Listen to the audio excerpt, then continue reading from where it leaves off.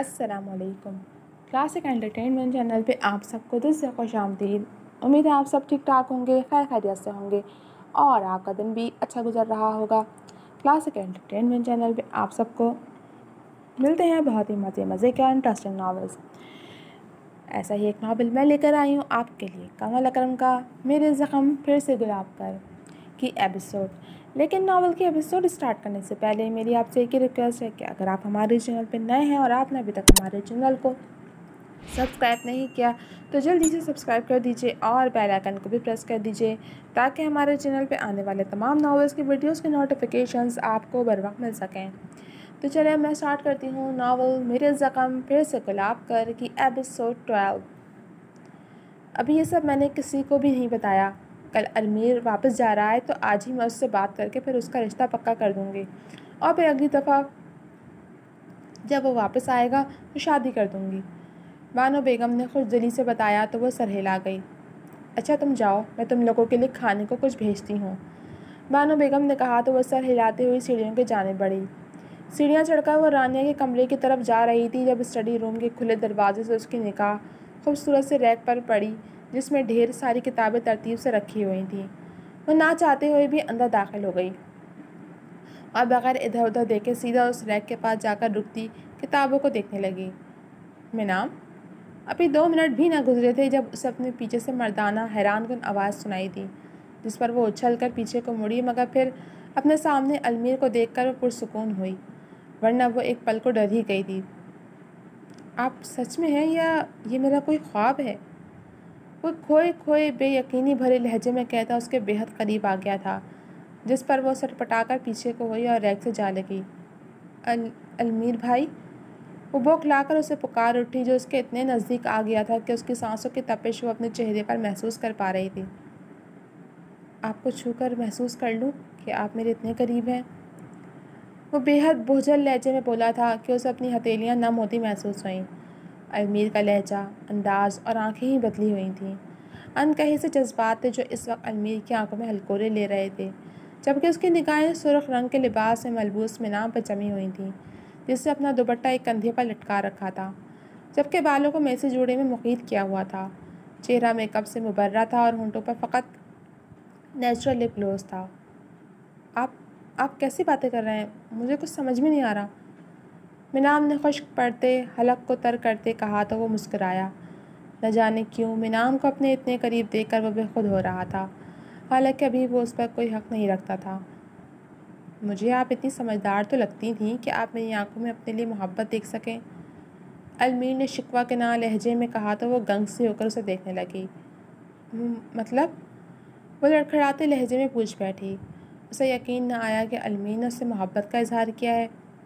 مطلب یہ کہ میں آپ سے محبت کرتا ہوں اور بےحد کرتا ہوں، المیر نے کہا تو مینام کا دماغ بھگ سے اڑا۔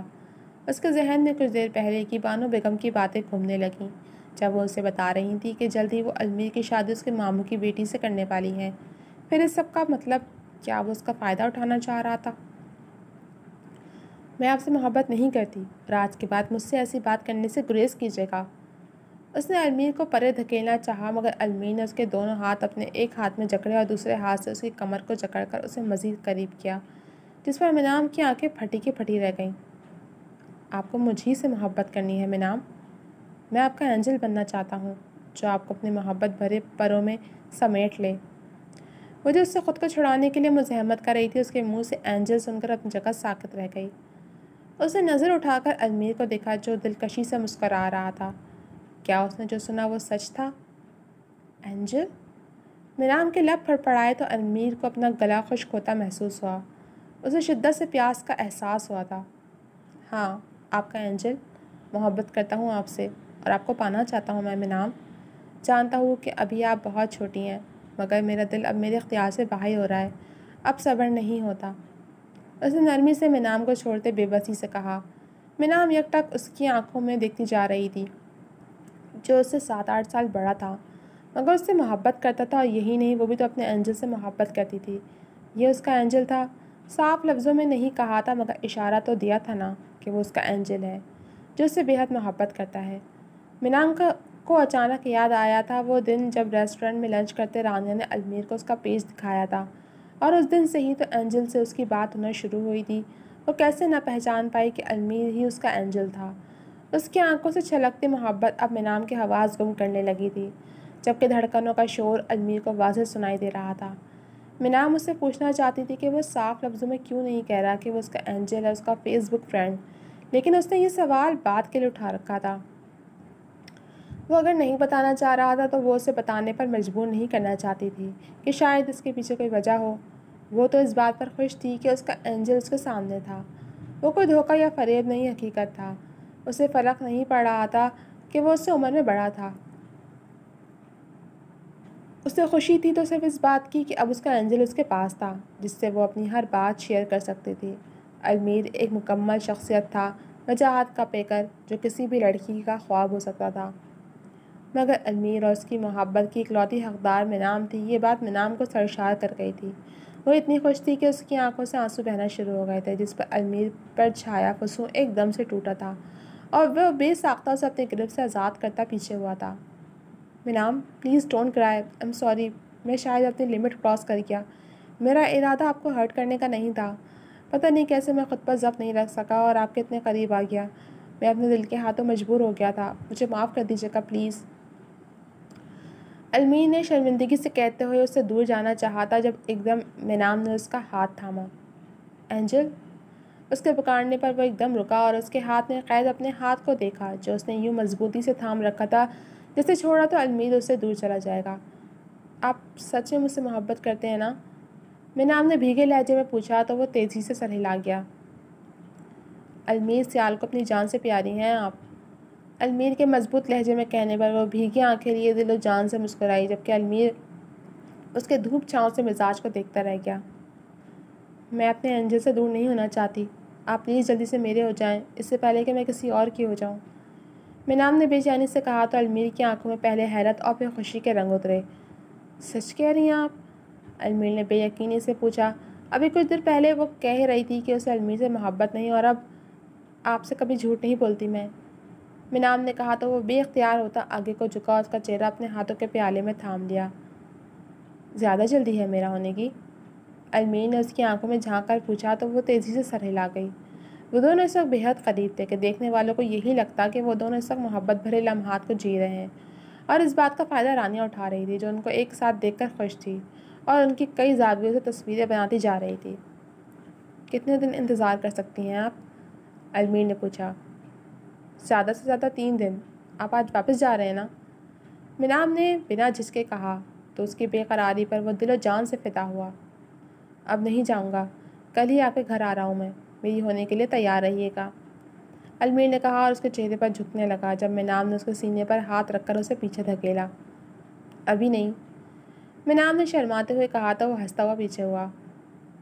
اب صبر نہیں ہوگا مجھ سے، آج بےحد خوش ہوں میں اور اب آپ کو جلدی اپنے پاس لے آؤں گا۔ ابھی یہاں سے جائیے اس سے پہلے کہ میں کچھ ایسا کر گزروں جس سے آپ کے چہرے پر شرم و حیا کے رنگ چھا جائیں۔ المیر نے کہا تو وہ سرخ چہرہ لیے دروازے کی جانب بڑھی تو رانیہ تیزی سے وہاں سے اپنے کمرے میں چلی گئی۔ المیر سرشاری سے اپنی ماں کے پاس جا رہا تھا تاکہ منام کے لیے ان سے بات کر سکے۔ کیا ہوا؟ اتنی لال گلاب کیوں ہو رہی ہو؟ رانیہ اس کے آنے پر بغور اس کا چہرہ دیکھتی ہوئی بولی۔ اسے حیرت اس بات کی تھی کہ کہاں منام شادی کے نام پر بدک اٹھی تھی اور کہاں المیر کے ساتھ یوں پیش آ رہی تھی جیسے اسے المیر سے بہت پہلے سے محبت ہو۔ لیکن جو بھی تھا وہ بےحد خوش تھی کہ اب المیر اور منام کی شادی ہو جائے گی تو میمون کو اس کا ہونا ہی ہوگا۔ نہیں تو میں تو نہیں، چلو مووی دیکھتے ہیں، وہ ہڑبڑا کر کہتی موضوع بدل گئی، جبکہ دل کی دھڑکنیں حد سے سوا تھیں۔ اسے اب یہ تک یقین نہ آ رہا تھا کہ المیر ہی اس کا اینجل تھا جو اب مکمل طور پر اس کا ہونے والا تھا۔ رانیہ سب دیکھ چکی تھی، تبھی مزید کچھ بھی پوچھے بغیر وہ بھی مووی کی طرف متوجہ ہو گئی۔ تمہاری ہمت کیسے ہوئی میرے بھائی کو دھوکہ دینے کی؟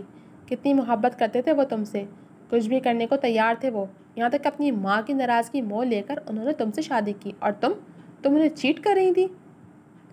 وہ رات کے کھانے کی تیاری کر رہی تھی جب اچانک اس کی نن نے آ کر چیختے ہوئے کہا، جس پر وہ گھبرا کر پلٹی۔ نہیں، میں نے کچھ نہیں کیا، اس نے اپنی نن کے تیور دیکھ کر بے ساختہ پیچھے ہوتے ہوئے کہا تھا، جس کے تیور اسے کچھ ٹھیک نہیں لگے تھے۔ تم دھوکے باز لڑکی، تمہارا پہلے سے کوئی عاشق تھا، یہ بات مجھے پہلے ہی سمجھ لینی چاہیے تھی۔ تم بھائی سے محبت نہیں کرتی تھی بلکہ ان کو استعمال کر رہی تھی۔ میں حیران تھی کہ اچانک تمہیں بھائی سے محبت کیوں ہو گئی اور تم جو ان کی سننے کو تیار نہیں تھی ان سے محبت کرنے لگی۔ میرے بھائی کی جان بستی تھی تم میں اور تم کسی اور لڑکے سے عشق لڑا رہی تھی۔ اس نے ایک بار چیختے ہوئے کہا اور تیزی سے آگے بڑھ کر دیگچی میں رکھی کفگیر اٹھا لی جو گرم تیل سے تر تھی اور گرم دیگچی میں رہنے سے کافی گرم بھی ہو گئی تھی۔ ایسا نہیں ہے وہ اس سے پہلے کہ اپنی صفائی دیتی یا اسے اپنی بات کا یقین دلاتی اس کی نن نے اچانک وہ گرم کفگیر اس کے الٹے ہاتھ پر دے ماری جس پر وہ درد سے چیخ اٹھی۔ اس کے پتلے سے نمایاں ہوتی رگوں والے الٹے ہاتھ کی پشت ہلکی سے جل اٹھی تھی جبکہ اسٹیل کی کفگیر کی ضرب کھا کر اسے ایسا لگا جیسے اس کی ہڈی ٹوٹ گئی ہو۔ تبھی اس کی ساس نے کچن میں قدم رکھا۔ پیچھے ہٹو، میں نے اسے سمجھا دیا ہے۔ اس کی ساس نے اپنی بیٹی کو کھینچ کر باہر لے جانا چاہا جب اس نے اپنے آپ کو چھڑوا کر اسے زوردار دھکا دیا جس پر وہ نیچے گر گئی اور تکلیف سے رونے لگی۔ اس کی نن نے اپنی ماں کی بات سنے بغیر اس کی کمر پر اسی کفگیر سے ضربیں لگانی شروع کر دیں اور اگلے ہی پل اس کی دردناک چیخوں سے پورا کچن گونج اٹھا۔ اس کی ساس کی آنکھیں پھٹ گئیں مگر اس کی نن کا غصہ ابھی بھی ٹھنڈا نہیں ہوا تھا۔ یہ اس کا معصوم اور حسین چہرہ ہی ہے جسے دیکھ کر سب ترس کھانے لگتے ہیں۔ اسی چہرے کی وجہ سے ہر کوئی دھوکہ کھا جاتا ہے مام۔ اب اپنے حسن کو ڈھال بنا کر مجھ سے میری محبت بھی چھیننا چاہتی ہے۔ میں اس کا یہ حسین چہرہ ہی بگاڑ دوں گی کہ کوئی اس کی طرف دیکھنا ہی نہیں چاہے گا۔ اس کی نن نے ہذیانی انداز میں کہتے ہوئے کوئی نوکیلی چیز ڈھونڈنی چاہی جبکہ وہ بے بس سی تڑپتی ہوئی نڈھال سی زمین پر پڑی اپنا بچاؤ بھی نہیں کر سکی۔ اس کی کمر اتنی شدید زخمی ہو گئی تھی کہ اس کی کمر سے خون رسنے لگا تھا۔ پاگل مت بنو، چلو یہاں سے۔ اس کی ساس نے اپنی پاگل ہوتی بیٹی کو بازو سے پکڑ کر دبوچا اور باہر لے جانے لگی۔ میں اسے مار دوں گی، اس سے مجھ سے میرا بھائی چھین لیا، اب مجھ سے میری محبت چھین لے گی، میں اسے زندہ نہیں چھوڑوں گی۔ وہ اپنی ماں کے گرفت میں تڑپتی مچلتی اب بھی اسے کوس رہی تھی مگر اس کی ماں اسے کھینچتی ہوئی باہر لے گئی۔ اسے یقیناً اس کی ساس نے اس کے فون اور اس میں آئے گا پیغامات کے بارے میں بتایا تھا۔ اس نے دھندلائی بھیگی آنکھوں سے اس ماں بیٹی کو باہر جاتے ہوئے دیکھا اور کراتے ہوئے اپنی کمر پر ہاتھ رکھا۔ اس کی سفید قمیص کمر سے جگہ جگہ سے پھٹ چکی تھی اور خون رسنے کی وجہ سے سرخ بھی ہو چکی تھی۔ اس نے اپنا ہاتھ سامنے کیا تو وہ خون سے بھرا ہوا تھا۔ وہ جلن اور تکلیف سے نڈھال ہوتا وجود گھسیٹتی ہوئی اٹھی اور لڑکھڑاتے قدموں سے باہر کی جانب بڑھنے لگی۔ یہ سب اس کی برداشت سے باہر تھا۔ وہ اتنی تکلیف اور تشدد برداشت نہیں کر سکتی تھی۔ اس سے بہتر تھا کہ وہ کسی دارالامان میں چلی جاتی۔ اس کے جسم میں اتنی جان نہیں تھی کہ وہ اٹھ بھی پاتی مگر مزید وہ اس جہنم میں نہیں رہ سکتی تھی۔ اگر رہتی تو شاید مر جاتی کہ اس کی نازک سی جان کے لیے یہ سب سہنا بے حد کٹھن ثابت ہو رہا تھا۔ وہ دکھتی کمر اور اس سے اٹھتی جلن کو برداشت کرنے کی کوشش میں کراتی ہوئی لاؤن سے باہر نکل آئی تھی۔ کمزوری سے اس کی آنکھوں کے سامنے اندھیرا چھا رہا تھا مگر اسے اب یہاں نہیں رہنا تھا۔ ابھی وہ بیرونی گیٹ سے کچھ قدم ہی دور تھی جب اچانک کسی نے اسے بازو سے پکڑ کر اس کا رخ اپنی طرف موڑا۔ اس اچانک رفتار پر وہ گھوم کر رہ گئی اور اس بار اونچی آواز میں کرا اٹھی، کہاں جا رہی ہو؟ جانتی ہو نا کہ ابھی عدت میں ہو تم؟ وہ اس کی ساس تھی جو کڑے لہجے میں اس سے پوچھ رہی تھی۔ مجھے جانے دیں، مجھے یہاں نہیں رہنا۔ اس نے روتے ہوئے کپاتے ہوئے ہاتھ ان کے سامنے جوڑے۔ کیوں؟ اپنے اسی عاشق کے پاس جانا ہے تمہیں؟ بھول جاؤ کہ اب تم اس گھر سے نکل سکو گی۔ تمہاری منحوسیت کی وجہ سے میرا بیٹا بھری جوانی میں مر گیا۔ تمہاری منحوسیت کی وجہ سے وہ زندگی کو جی ہی نہیں پایا اور اس دنیا سے چلا گیا، اور تمہیں لگتا ہے کہ میں اپنے بیٹے کو کھونے کے بعد تمہیں عیش و عشرت کی زندگی گزارنے دوں گی؟ تو یہ تمہاری بھول ہے۔ تمہیں پہلے بھی کہا تھا اور اب پھر سے کہہ رہی ہوں کہ اب تمہیں ساری زندگی بیوہ ہی کے طور پر گزارنی ہے۔ وہ بیوہ جس پر خوشیاں حرام ہوتی ہیں۔ اور تمہیں تو پتہ ہی ہوگا کہ ہمارے خاندان میں ایک بیوہ عورت ساری زندگی بیوہ ہی رہتی ہے، کبھی دوسری شادی نہیں کرتی۔ اس لیے تم یہ خیال تو دل سے نکال ہی دو کہ تم کبھی اپنے اس عاشق کے پاس واپس جا سکو گی۔ تمہیں میرے بیٹے کی بیوہ بن کر ہی رہنا ہے، آئی سمجھ؟ انہوں نے اپنے ایک ایک لفظ پر زور دیتے ہوئے نفرت سے اسے چھوڑا تو وہ لڑکھڑا کر نیچے جا گری جس سے اس کے زخموں میں پھر سے ٹیسیں اٹھنے لگی تھیں۔ اگر آپ کی بیٹی بیوہ ہو جائے تو کیا اس کے ساتھ ایسا سلوک برداشت کر لیں گی آپ؟ اس میں نہ جانے کہاں سے ہمت آئی تھی کہ وہ یہ سوال پوچھ بیٹھی تھی۔ تیرے منہ میں خاک، جیسے تم خود منحوس ہو بات تبھی ویسی ہی منحوس کرتی ہو۔ خبردار اگر آئندہ ایسی کوئی بات اپنے منہ سے نکالے تو جان لے لوں گی میں تمہاری۔ انہوں نے اس کے بالوں کو سختی سے دبوچ کر کھینچتے ہوئے کہا تو وہ اس کو لگا اس کے بال اکھڑ کر ان کے ہاتھ میں آ جائیں گے۔ وہ بے ساختہ سسک اٹھی، جس پر انہوں نے اس کے بالوں کو چھوڑا اور گیٹ کی جانب بڑھی تاکہ چوکیدار کو ہدایت دے سکیں کہ آج کے بعد ان کی بیوہ بہو کو گھر سے باہر نہ نکلنے دے۔ اس نے درزیدہ نگاہوں سے ان کے پشت کو دیکھا اور ہتھیلیوں کو زمین پر ٹکا کر آہستہ سے اٹھ کھڑی ہوئی تاکہ اپنے کمرے میں جا سکے کہ کمر کے زخموں سے اٹھتی تکلیف اب برداشت سے باہر ہونے لگی تھی۔